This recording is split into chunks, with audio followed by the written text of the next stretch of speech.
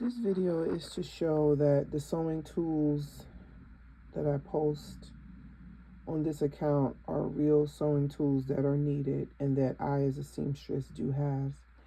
And so here just are a few of them. We have our sewing shears or scissors. So this is a heavy duty pair. I typically only use these to cut fabric with. I don't cut nothing else with them. These usually have to be professionally sharpened as needed. This is a basic pair of shears. You can get them at any craft store or dollar store. They cut fabric too, but they get dull kind of quickly. Here's a pair of small embroidery shears used to snip threads when doing hand sewing. These are my snippers that I use to snip threads while I'm sewing, especially when I'm snipping the thread from the sewing machine needle. Here are some straight pins. We have a variety of straight pins, but these are your basic dressmaker pins. And then these ones have a ballpoint tip, but they're specifically for knit fabric. Here's some safety pins. These are good for when you fold up a hem on a garment. It holds it in place better than a straight pin because it won't slide out. You can also use this to weave in elastic in a wristband or waistband or something like that. Here's some marking tools. This is chalk, not wax. And I've had these for many years and they're still going. This is a pencil. I don't really use it often, but they do make marking tools that come in a pencil form. This is a seam ripper. This is my thimble. I don't use it because it's too small for my finger. I do have two leather thimbles. These fit my fingers a little better.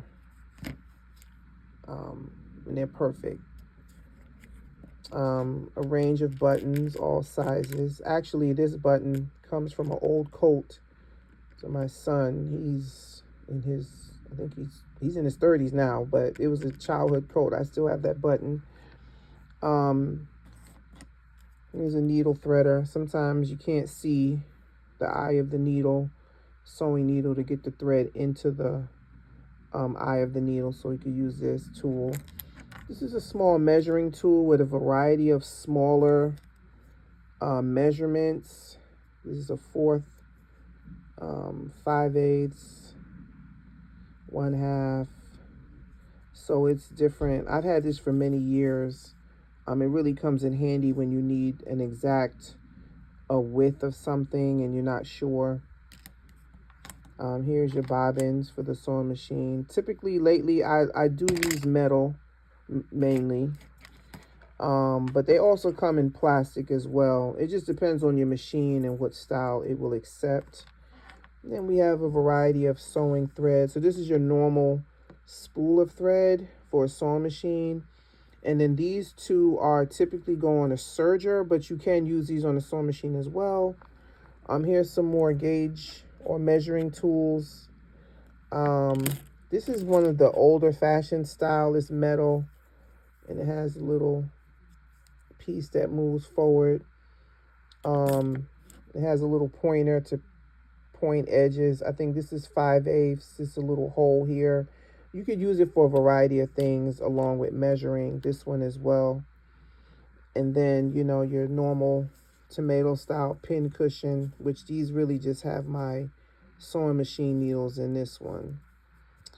And then here's your measuring tape. This one goes up to 120 inches. This is really handy for really long garments and projects. Sewing needles, hand sewing needles.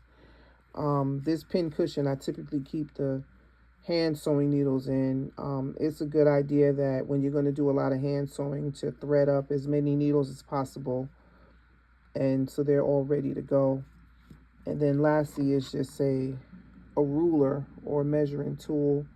I like these ones. These are quilting, but because they're clear, you can see your work under it and through it. And it goes up to, what's it, 17, 18 is the edge. So these are just a few examples of some of the actual beginner sewing tools, and that yes, I actually do have them and use them myself.